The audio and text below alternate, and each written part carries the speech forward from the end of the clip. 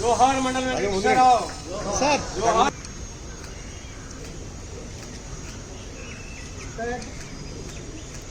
Okay sir. Andhra Pradesh విద్యుత్ సంస్థల బోర్డుకి కూడా గౌరవ అధ్యక్షుడు గౌరవనీయులు ఇలానే ఆగు జరగండి లైవ్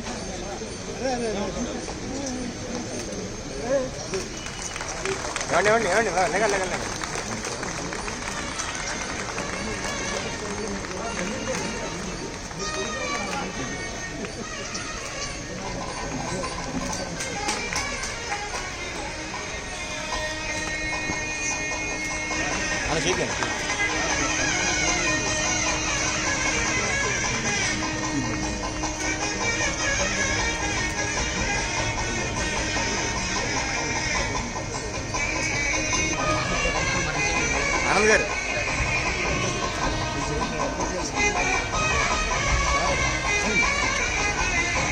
మండలి ఫౌండేషన్ గాంధీ క్షేత్రం అవనగడ్డ వారు సగౌరవంగా మండలి వెంకట కృష్ణారావు తెలుగు వైభవ పురస్కారం ఈ రోజున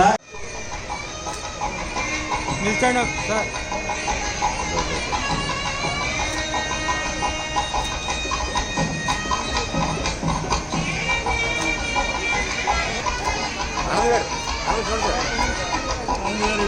సార్ ఇటు సార్.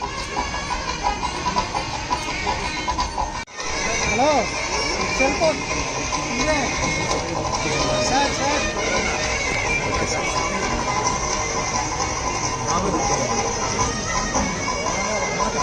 సాధారణాల తెలుగు బిడ్డ రష్యా అమెరికా చైనాల సరసన అస్త్ర సంపన్నత కలిగిన 4వ దేశంగా భారత్ని నిలిపిన కార్యయోగి శాంతివాది ధీరోదాత్తుడు ఈ క్షిపణి వ్యవస్థకి అవార్డు ఇచ్చిన తొలి భారతీయుడు మన సతీష్ రెడ్డి గారు కావటం మనందరం కూడా కారణమైన విషయం. అలాగే ఇంకా అనేక అవార్డులు వారు దాదాపు ఈ శాస్త్ర సాంకేతిక రంగాల్లో ఏ అవార్డులు ఉన్నాయో ఆ అవార్డులన్నీ కూడా వారు సాధించారు. ఆ రకంగా మన జాతి గర్వించదగ్గ మహోన్నత వ్యక్తిగా రూపొంది ఈ శాస్త్ర సాంకేతిక రంగాల్లో కూడా తెలుగు జాతి తలెత్తుకుని తిరిగేలాగా చేసిన సతీష్ రెడ్డి గారికి ఈరోజు మనం పురస్కారం అందించుకోవడం వారి నీతికి రావటం నిజంగా మనందరూ కూడా గొప్ప అదృష్టంగా నేను భావిస్తున్నాను. విజయవాడ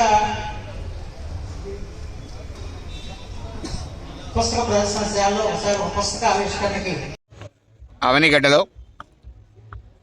మండలి వెంకటకృష్ణారావు గారు తెలుగు వైభవ పురస్కార ప్రధానోత్సవం కార్యక్రమం జరిగింది. ఈ పురస్కారాన్ని మండలి ఫౌండేషన్ వారు మండలి బుద్ధప్రసాద్ గారి నాయకత్వంలో నన్ను ఎంపిక చేసుకొని ఇవ్వటం అనేటువంటిది మా శాస్త్రవేత్తలందరికీ కూడా గర్వకారణం. ఈ మండలి ఫౌండేషన్ వారికి శాస్త్రవేత్తల మీద ఉన్నటువంటి గౌరవంతో వారు శాస్త్రవేత్తలందరినీ నా రూపంలో సత్కరించుకున్నారు. అలానే ఈ ప్రాంతం రావటం అనేటువంటిది చాలా ఆనందకరమైనటువంటి విషయం. ఎందుకంటే ఈ ప్రాంత వాసులు తెలుగు వారి కోసం, తెలుగు వైభవం కోసం మండల వెంకటకృష్ణారావు గారు కానీ, వారి కుమారులు బుద్ధప్రసాద్ గారు కానీ, చాలామంది ఇక్కడ ఉన్నటువంటి వ్యక్తులు కానీ పాటుపడటం జరిగింది. అలానే ఈ ప్రాంతంలో నిమ్మకూరులో భారత్ ఎలక్ట్రానిక్స్ లిమిటెడ్ రక్షణగా రంగానికి సంబంధించినటువంటి పరిశ్రమ రావటం, అలానే నాగాయలంక వచ్చేందుకోసం జరిగేటువంటి ప్రయత్నాలు ఈ ప్రాంతాన్ని చాలా ముఖ్యమైనటువంటి ప్రాంతంగా తీసుకొని వచ్చేటువంటి కార్యక్రమం జరుగుతుంది.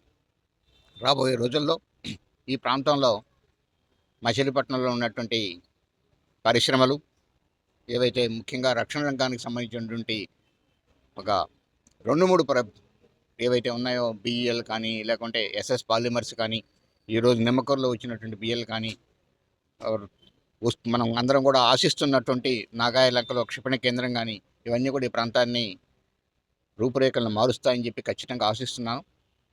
ఈ పురస్కారాన్ని నాకు ఇచ్చినటువంటి మండలి ఫౌండేషన్ వారికి, ముఖ్యంగా గౌరవనీయులు మండలి బుద్ధప్రసాద్ గారికి హృదయపూర్వక ధన్యవాదాలు తెలుపుకుంటున్నాను.